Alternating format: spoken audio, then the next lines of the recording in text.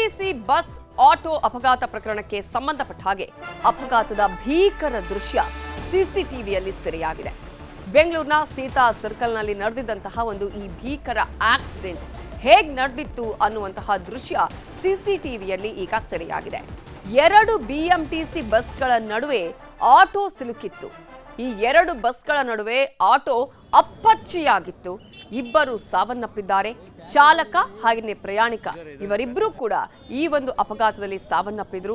Auto ಚಾಲಕ ಅನಿಲ್ ಕುಮಾರ್ ಹಾಗೆಯೇ ಪ್ರಯಾಣಿಕ ವಿಷ್ಣು ಬಾಪಟ್ ಸಾವನ್ನಪ್ಪಿದ್ರು. ಅಪಘಾತದ ದೃಶ್ಯ ಸಿಸಿಟಿವಿಯಲ್ಲಿ ಸೆರೆಯಾಗಿದೆ.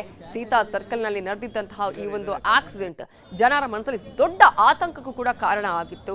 ಈ ರೀತಿಯಾಗಿ ಹೋಗುವಂತಹ ಸಂದರ್ಭದಲ್ಲೇ ನಡೆದರೆ ಏನ್ ಪರಿಸ್ಥಿತಿ ಅನ್ನುವಂತಹ ಒಂದಷ್ಟು ಯೋಚನೆ ಮಾಡುವ ಹಾಗೆ ಈ ಒಂದು ಅಪಘಾತ ನಡೆದಿದೆ. ಬಿಎಂಟಿಸಿ ಬಸ್ ಹಾಗೆಯೇ ಆಟೋ ಅಪಘಾತ ಪ್ರಕರಣಕ್ಕೆ ಸಂಬಂಧಪಟ್ಟ ಹಾಗೆ 2 ಬಸ್ಗಳ ನಡುವೆ ಆಟೋ ಅಲ್ಲಿ ಸಿಕ್ಕಾಕೊಂಡು ಅಪ್ಪಚ್ಚಿಯಾಗಿರೋದು. ಇದರಲ್ಲಿ ಆಟೋ ಚಾಲಕ ಹಾಗೆಯೇ ಪ್ರಯಾಣಿಕ ಇಬ್ಬರು ಕೂಡ ಸಾವನ್ನಪ್ಪಿದ್ದಾರೆ. ಒಂದು ದೊಡ್ಡ ಮಟ್ಟದಲ್ಲಿ ಬೆಂಗಳೂರಲ್ಲಿ ಇತ್ತೀಚಿನ ದಿನಗಳಲ್ಲಿ ಅಪಘಾತಗಳ ಸಂಖ್ಯೆ ಜಾಸ್ತಿ ಆಗ್ತಾ ಇದ್ರೂ ಕೂಡ ಅದರಲ್ಲೂ ಕೂಡ ಎಷ್ಟೇ ಎಚ್ಚರಿಕೆಯನ್ನು ತೆಗೆದುಕೊಂಡ್ರು ಟ್ರಾಫಿಕ್ ನಡುವೆ ಧಾವಂತದ ನಡುವೆ ಇಂತಹ ಘಟನೆ ನಡೆಯುತ್ತೆ. ಆದರೆ 2 ಬಸ್ಗಳ ನಡುವೆ ಈ ಒಂದು ಆಟೋ ಸಿಲುಕಿ ಅಪ್ಪಚ್ಚಿ ಆಗಿರೋದು, ಆ ಒಂದು ಅಪಘಾತದ ಭೀಕರತೆ ಹೇಗಿದೆ ಅನ್ನೋದನ್ನ ನೀವು ಗಮನಿಸಬಹುದು. ಆ ಆಟೋನೇ ಅಲ್ಲ ಅನ್ನುವಂತಹ ರೀತಿಯಲ್ಲಿ ಅಷ್ಟರ ಮಟ್ಟಿಗೆ ಆ ಒಂದು ಆಟೋ ಅಪ್ಪಚ್ಚಿ ಆಗಿತ್ತು.